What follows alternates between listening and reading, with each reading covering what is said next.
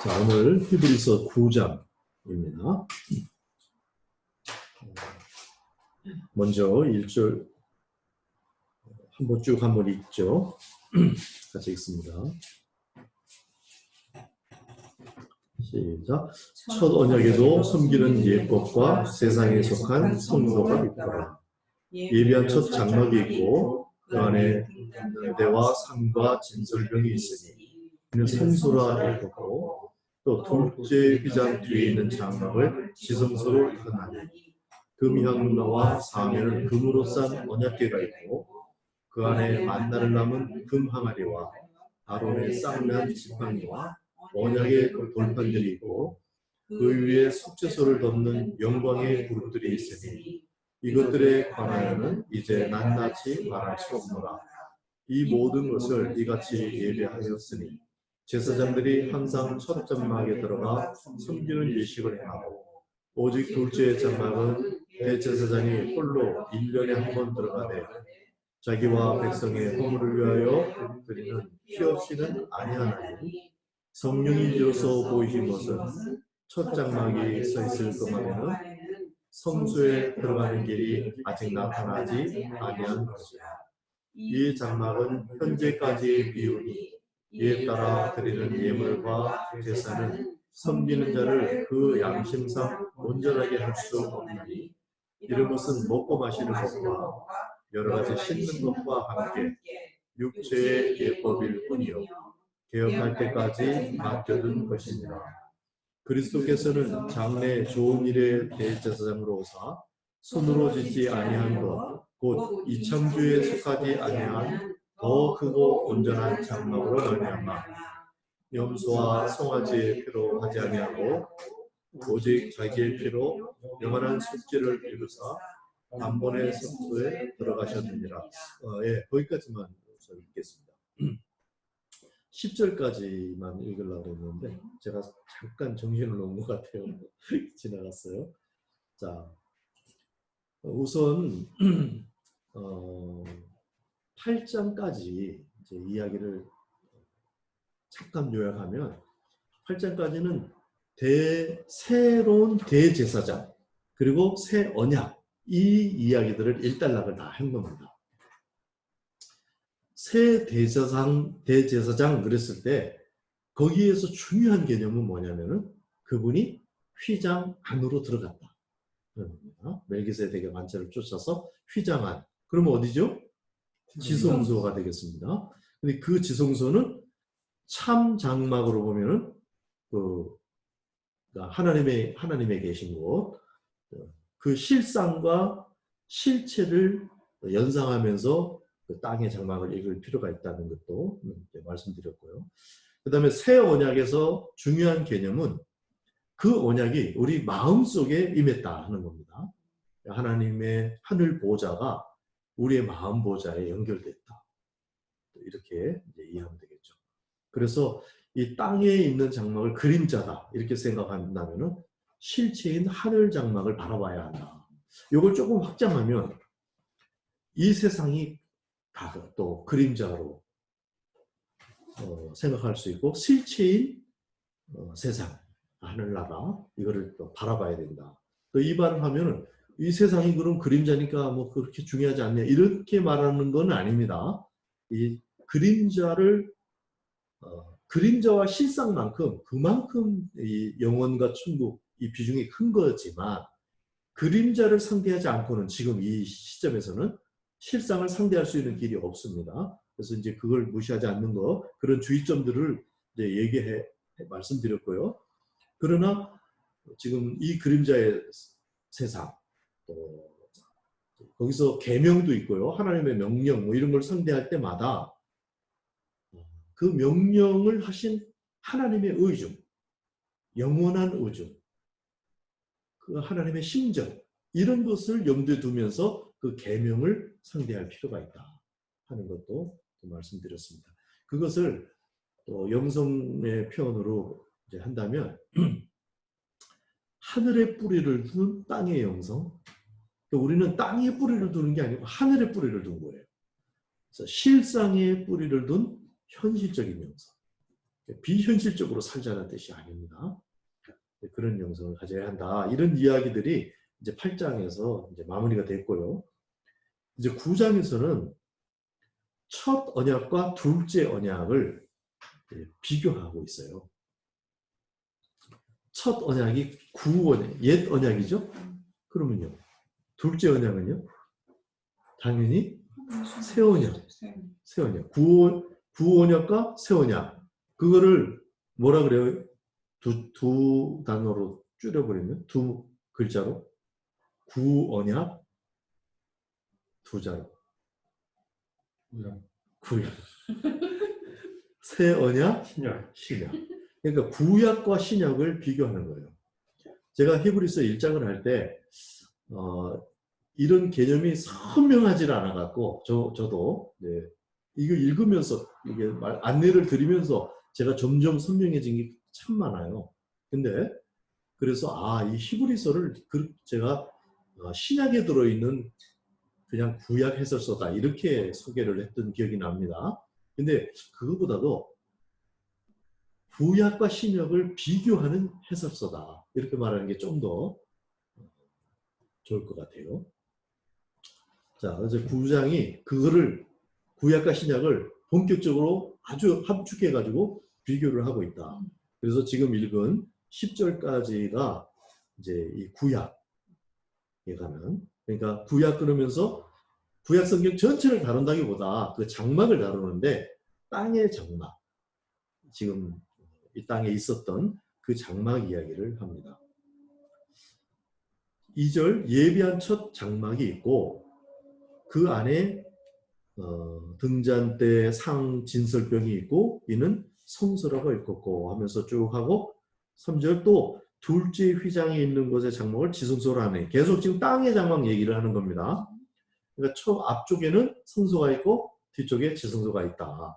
그리고 또 금향로와 사면을 금으로 싼 쪽 이렇게 이제 설명이 있는데 원래 이 그림이 조금 눈에 들어오면 좋습니다. 이게 어떻게 그림이 되어 있는지. 이 상세한 이야기는 출애굽기 40장에 보면 하나님이 모세에게 명령하셔요. 이렇게 설치하라 장막을. 그리고 이제 실행에 이제 옮기는데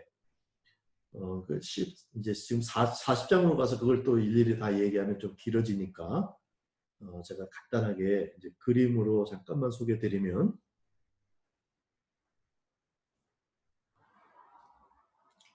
여기 보이시나요? 조금 네. 지금 네. 이 화면에서 잘 보이나 모르겠습니다. 보십니까? 그러니까 지금 바깥에 테두리가 있는 거예요. 그 전체가 성막입니다. 잠시만요. 이게 왼쪽인가 오른쪽인가 제가 볼 때 왼쪽. 요쪽이 어느 쪽입니까? 왼쪽. 그쪽에서 볼 때. 왼쪽. 오른쪽입니까? 네. 왼쪽이지. 아니 목사님. 하여튼 요쪽. 이쪽에서 지금 성막 안으로 들어가면 제일 먼저 번제단이 있죠.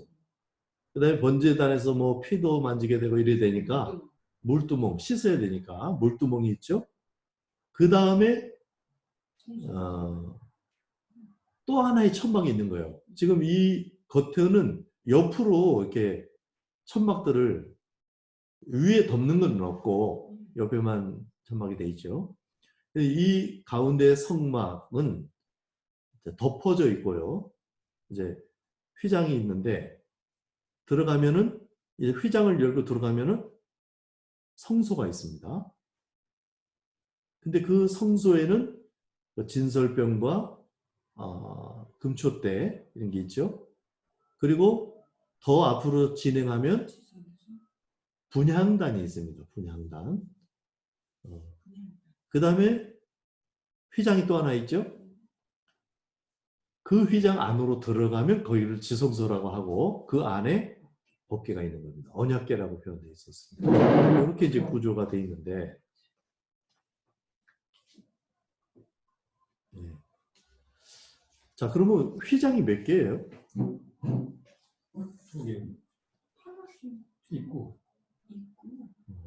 그러면 세 개 아니에요? 제일 앞에까지. 제일 앞에 있고. 문도 있으니까. 예. 그죠? 그걸 시작을 할 수 있나요? 네? 그냥 어쨌든 문이 그러면 세 개. 문이 세 개. 예. 휘장이라고 할 수밖에 없는 게 다 천으로 돼 있으니까. 그렇지. 예. 그렇게 그 정도 이제 하고. 자, 그러면 분향단이 어디 있어요? 장막 앞에 지성소 들어가는 지성소 장막 앞에. 지성소 들어가는 휘장 앞에. 앞에. 이제 밖에서부터 진입을 하면은 성소. 그렇게 있는 거죠. 예. 자, 그런데 여기 본문 한번 보시죠. 3절, 4절. 또 둘째 휘장. 그 둘째 휘장이 어디예요? 지성소하고 성소하고 네, 그 사이. 그리고 그 뒤에 있는 장막을 지성소라고 일컫는데 금향로와 사면을 금으로 싼 언약궤가 있고, 언약궤가 지성소에 있는 거는 당연하죠. 네. 근데 또 뭐가 있어요? 금향로가. 아까 그림에서는 어디 있었죠?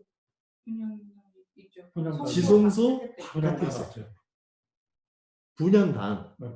분향단이 지금 금향로예요. 분향단 위에 금향로가 이렇게 놓여 있단 말이에요. 이거 들고 다닐 수 있게 돼 있어요.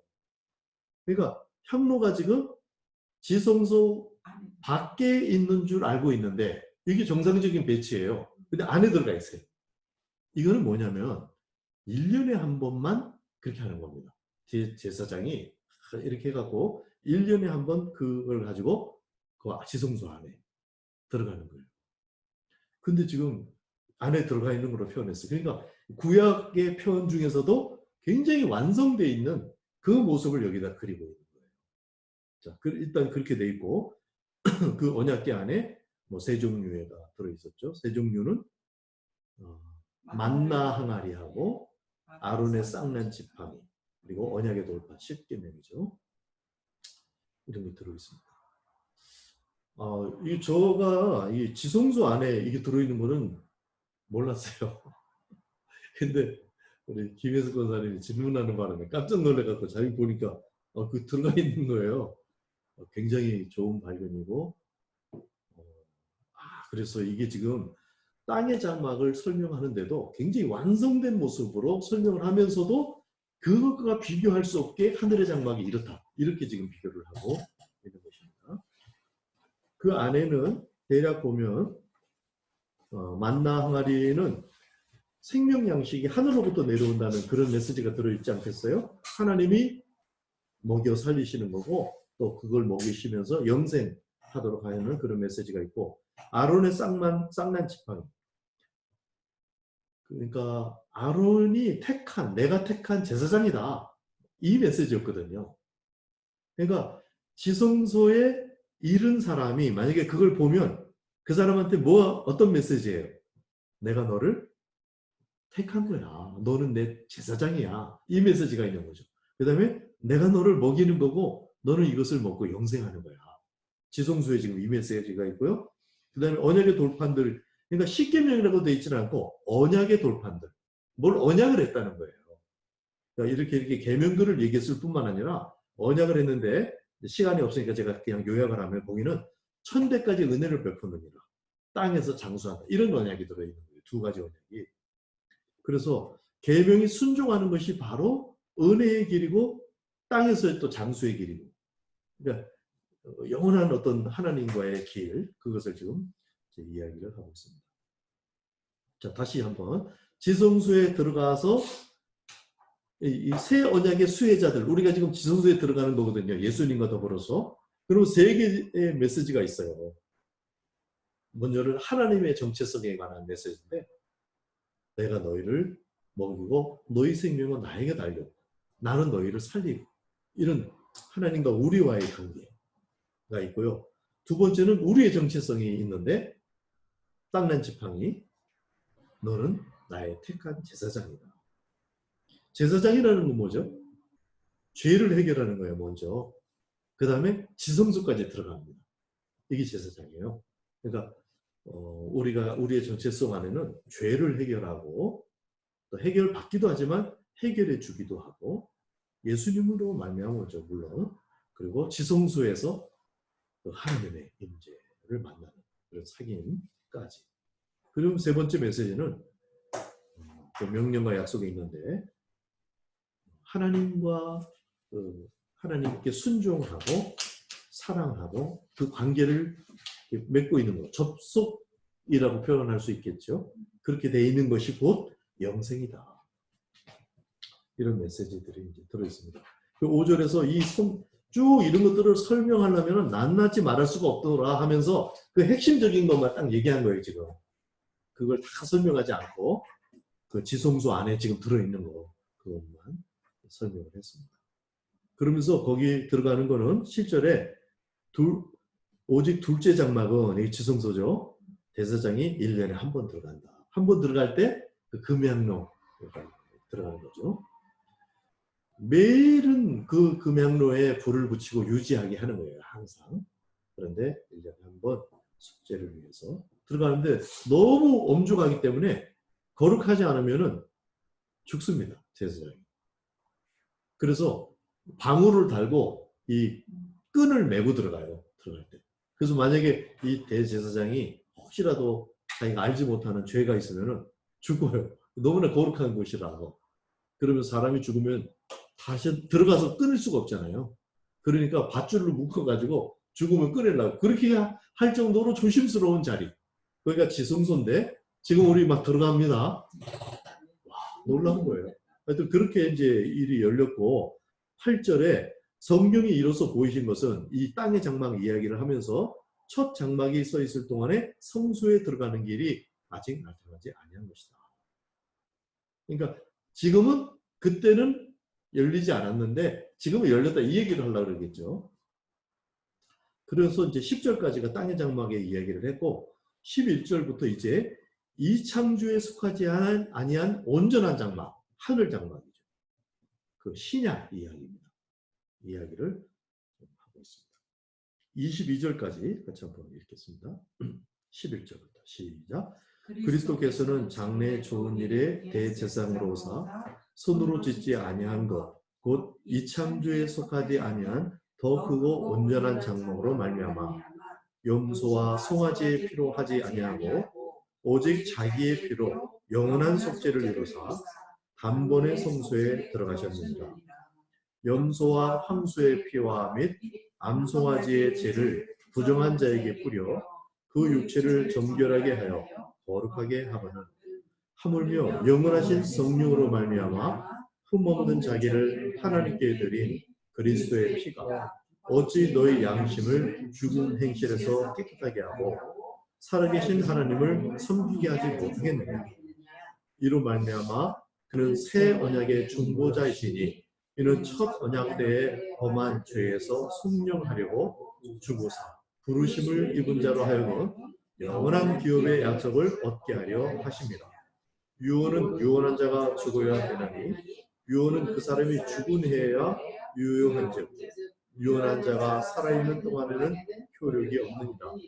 이러므로 첫 언약도 피 없이 세운 것이 아니니 모세가 율법대로 모든 계명을 온 백성에게 말한 후에 송아지와 염소의 피 및 물과 붉은 양털과 우슬초를 취하여 그 두루마리와 온 백성에게 뿌리며 이르되 이는 하나님이 너희에게 명하신 언약의 피라 하고 또한 이와 같이 피를 장막과 섬기는 일에 쓰는 모든 그릇에 뿌려내니라. 율법을 따라 거의 모든 물건이 피로써 정결하게 되나니 피 흘림이 없음즉 사함이 없느니라. 어떤 영적 법칙을 얘기했습니다. 자, 이제 신약 새로운 약속, 이 창조에 속하지 아니한 그 온전한 장막 이야기를 지금 합니다. 그래서 그 비교했었죠. 더 나은 언약, 더 나은 중보, 뭐 이렇게 쭉 나열을 했었고, 그래서 단번에 영원한 속죄를 이루셨다. 이랬고, 그래서 14절을 어필하는 거예요.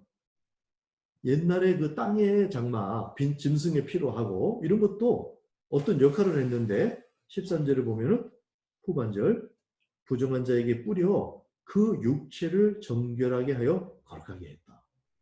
그런 효과가 있었다는 거예요. 피로 말미암아. 그런데 하물며 지금 예수 그리스도의 피는 그리스도의 피가 어찌 너희 양심을 죽은 행실에서 깨끗하게 하고 살아계신 하나님을 섬기게 하지 못하게 육체를 정결하게 해서 그러니까 겉을 정결하게 하고 거룩하게 하는 일을 했는데 지금 예수 그리스도의 피는 양심까지를 그래서 죽은 모든 행실을 깨끗하게 해가지고 살아계신 하나님을 당연히 섬길 수 있도록 그렇게까지 해준다. 이렇게 이제 비교를 해놨습니다. 양심은 우리 존재의 아주 깊은 영역이겠죠. 그런 부분까지. 그러니까 예수님의 피를 우리가 하고 접촉을 하면은 정말 사해진다. 모든 죄가. 더러움이 사해진다. 양심까지도 다 깨끗해진다. 네, 자유를 얻어라. 그리고 살아계신 하나님을 섬겨라. 이렇게 말하는 거죠. 근데 히브리서 10장으로 가면 10장 한번 가보죠. 16절부터 18절까지 이제 구약 성경에서 신약 성경을 인용한 구절인데 15절부터 한번 읽죠. 또한 성령이 우리에게 증언하시되 주께서 이르시되 그날후로는 그들과 맺을 언약이 이것이라 하시고 내 법을 그들의 마음에 두고 그들의 생각에 기록하리라 하신 후에 또 그들의 죄와 그들의 불법을 내가 다시 기억하지 아니하리라 하셨으니 이것들을 사하셨은즉 다시 죄를 위하여 제사 드릴 것이 없느니라. 단번에 영원한 속죄를 이루셨어요. 그래서 다시 제사 드릴 게 없어요. 그래서 어떻게 하신다고요? 주님이? 17절. 기억하지 아니하신다. 죄와 그들의 불법을 내가 다시 기억하지 아니하리라. 그러니까 양심이 다 씻어지고 진짜로 사해지고 심지어는 어떻게 하냐면 옛날에 지금 깨끗했어도 옛날에는 더러웠어. 이 기억도 안 해버리신다는 거예요. 놀랍지 않습니까? 그러니까 나는 어저께 지었던 죄 또 짓고 예수님께 또 회개하고 오늘 또 짓고 그래갖고 오늘 또 범죄했습니다. 하나님이 물으셔. 언제 죄 지었어? 너 지금 처음 지은 거 아니야? 이렇게 하신다는 거예요. 그러니까 이제 이걸 또 다른 쪽으로 극단화해가지고 뭐 그 죄를 반복해서 져도 된다 그러고 뭐 이렇게 되면 또 얘기가 거꾸로 가는 거예요. 여기서 이 죄 문제 때문에 거기서 막 신령이 너무 시간을 보내지 마라. 그리고 그 다음 동작으로 들어가라. 살아계신 하나님과 대면하고 사귀는 거. 그 얘기를 지금 하려고 그러는 거죠. 6장에서는 뭐라 그랬죠? 그리스도의 도의 초보를 다시 닦지 말고 완전한 대로 나가라. 그 명단 중에 회개하는 거, 죄를 회개하는 거 이것도 있었잖아요. 거기서 자꾸 빼끌빼끌 돌지 마라. 이제 그 얘기를 하고 15절 이로 말미암아 그는 새 언약의 중보자시니 이는 첫 언약 때의 범한 죄에서 속량하려고 주구사 부르심을 입은 대로 하여금 영원한 기업의 약속을 얻게 하려 하십니다. 그러니까 새 언약은 이제 영원한 기업 이 창조에 속하지 않는 것 그런 것을 상대하는 그러니까 이 죄 짓고 막 여기에서 너무 신경 쓰지 말고 그 다음으로 나가는 거 여기에 비중을 두고 새 언약에서는 그걸 좀 상대하게 해주는 거예요. 그래서 구약 이야기, 신약 이야기를 이렇게 이제 요약을 했고 23절부터는 그러면 구약의 관심의 초점이 무엇이었고 신약의 관심의 초점이 무엇이었는지를 이제 비교를 합니다. 23절부터 끝까지 한번 같이 읽습니다. 시작. 그러므로 하늘에 있는 것들의 모형은 이런 것들로서 정결하게 할 필요가 있었으나 하늘에 있는 그것들은 이런 것들보다 더 좋은 제물로 할지니라. 예수 그리스도죠. 24절 그리스도께서는 참 것의 그림자인 손으로 만든 성소에 들어가지 아니하시고 바로 그 하늘에 들어가사 이제 우리를 위하여 하나님 앞에 나타나시고 대제사장이 해마다 다른 것의 피로서 성소에 들어가는 것 같이 자주 자기를 드리려고 아니하실지니 그리하면 그가 세상을 창조한 때부터 자주 권한을 받았어야 할 것이로되 이제 자기를 단번에 제물로 드려 죄를 없이 하시려고 세상 끝에 나타나셨느니라. 한 번 죽는 것은 사람에게 정한 것이요 후에는 심판이 있으리니. 자, 28절 시작. 이와 같이 그리스도도 많은 사람의 죄를 감당하시려고 단번에 들이신 바 되었고 구원에 이르게 하기 위하여 죄와 상관없이 자기를 바라는 자들에게 두 번째 나타나셨습니다. 자, 더 좋은 제물로 더 귀한 피 이렇게 해서 구약의 관심은 어디 있냐면 속죄에 있었잖아요. 그럼 속죄는 어디서 일어나요? 성소, 지성소 뭐 이런 그림으로 본다면 맨 앞, 자 처음부터 해보죠. 딱 처음 들어가면 번제단이 있고요. 거기는 뜰이라고 그러죠. 성막들. 그래서 이 성막, 이 전체를 성막이라고도 하고 구약을 읽다 보면 약간 헷갈릴 수 있는데 좁은 의미의 성막은 안에 그 성막을 말하고 넓은 의미로는 전체를 성막을 또 얘기해요. 자, 들어갔어요. 그리고 뜰이 있으면서 번제단이 보이죠. 거기서 속죄가 일어나는 거예요.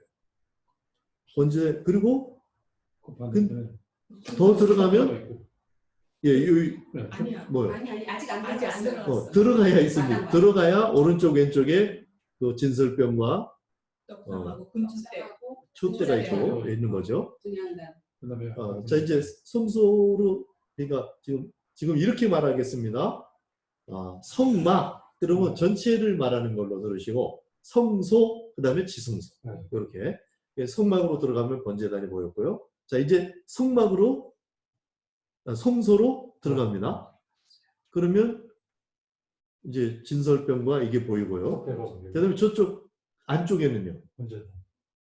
번제단이 아니고 번제단이 지나왔고 분향단이 보이죠. 물두멍이. 아니. 물두병은 성소로 들어가기 전에. 네, 성소로 번제단 다음에 물두멍이 있고 성소로 들어갔어요. 이제 들어가서 양쪽을 보이고 저 안쪽에 분향단이 이제 원래는 보이는데 지금 9장에서는 그게 지성소에 들어가 있는 걸로 표현을 했죠. 그러니까 구약의 관심은 어디에 있냐면 속죄에 있잖아요. 그러니까 어디에? 성막과 성소 사이에 많이 있단 말이에요. 그러니까 성막으로 들어가가지고 그 성소 사이에 번제단에서 죄 사해지는 그래서 막 제사가 드리고 피가 뿌려지고 막 여기에 관심이 많고 1년에 한 번 지성소에 들어가는 거예요. 물론 그걸 관심 없다가 아니라 정말 희귀한 거죠. 근데 이 신약의 관점, 오늘 지금 얘기한 것의 관심은 어디 있냐면 바로 성소와 지성소 그 사이에 관심이 있고 사실은 그 너머까지 있는 거죠. 그래서 그걸 이제 우리와 관계된 걸로 단어를 바꾼다면은 속죄에 관심이 있는 거예요. 구약은 죄사함. 그런가 하면 신약은 하나님과의 대면에 관심이 있는 거예요. 지성소에 들어가는 거예요. 얼굴과 얼굴로 보는. 그래서 28절에 어떻게 표현? 이와 같이 그리스도도 많은 사람의 죄를 담당하시려고 단번에 드린 바 되셨고, 자 이게 속죄가 그냥 일어나진 않죠. 이걸 중생의 구원, 죄사함이죠. 그죠? 이게 다 구원입니다. 근데 여기서 구원이라는 말을 안 썼어요. 이랬고 그 다음에 구원에 이르게 하기 위하여 죄와 상관없이, 죄와 지금 상관없어졌어요. 죄와 상관없이 자기를 바라는 자들에게 두 번째 나타내시리라. 이거는 재림을 얘기하는 거죠. 그러니까 지금 우리는 어느 시점에 있냐면 여기 구원이라고 여기서 말하는 거는 죄와 무관한 상태에서의 구원을 얘기하고 있어요.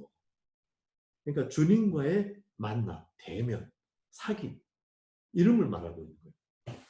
그래서 사실 구원 그 앞에까지 있는 거 단번에 들으신 바 되었고까지도 구원이라고 우리가 말을 해왔죠. 실제로 그 중생의 구원입니다. 이걸 담당하시려고 단번에 주님이 이제 우리를 구원하셨고, 그 다음에 죄와 상관없이 자기를 바라는 자에게 나타나는 것. 이게 지금 구원에 이르게 하기 위해서 그랬다. 성화가 이루어질 뿐만 아니라 주님과 대면하는 거. 그러니까 재림하면은 그때가 오면 그 고린도서 13장 13절에 보면 13장 13절이 아니네요. 그 얼굴과 얼굴로 볼 것이다. 그렇게 됐죠. 그러니까 지금은 우리가 얼굴과 얼굴로 보는 시점은 아니죠. 그러나 지금 우리의 장소는 지금 거기까지 들어간 거예요. 그래서 주님이 정말 재림하시면 그때는 얼굴과 얼굴로 볼 것이지만 지금 상태에서는 얼굴과 얼굴로 보는 것을 관심을 가지고 그걸 또 already 남예 이미 이루어진 그걸 가지고 경험하면서 누리면서 그 관심을 가지고 그 안에 그러니까 우리의 모든 초점은 죄사함에 있는 게 아니라 지금 주님과의 대면, 사귐 요한이 사귐이라고 표현했죠. 그 사귐에 있는 것이다.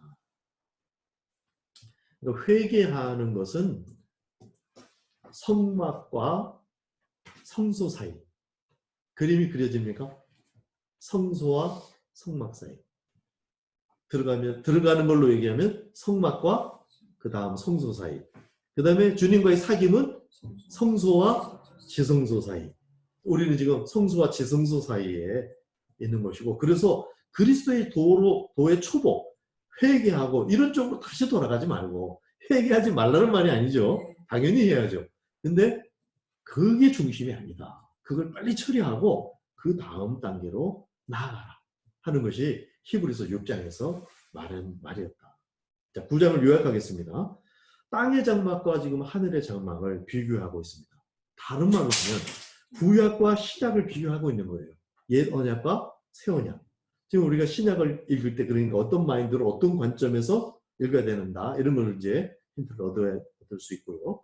여기서 굉장히 중요한 포인트가 3, 4절에 우리가 발견한 땅의 장막에서도 금 향로를 지수소 안에다 넣어놨어요. 들어갔다는 얘기예요. 그래서 구약의 관심은 대부분의 그 관심이라기보다 하여튼 관심이라고 해야 되겠죠. 많은 시간을 보내고 막 보고 하는 장면이 다 어디 있냐면 죄사함하고 관계가 있는 거예요. 그런데 이제 신약의 관심은 그 지성소에 들어가면 세 개의 메시지가 있다 그랬죠. 영생에 관한 거, 그 다음에 내가 너를 택했다 하는 거, 그 다음에 언약에 관한 주님과의 언약에서 하나님이 지금 우리랑 만나주시는 그런 이야기가 있습니다. 자, 우리는 그래서 지금 대면이 초점이에요. 대면. 하나님과의 대면. 하나님과 얼굴과 얼굴로 사귀는 것을 사모하시기 바랍니다.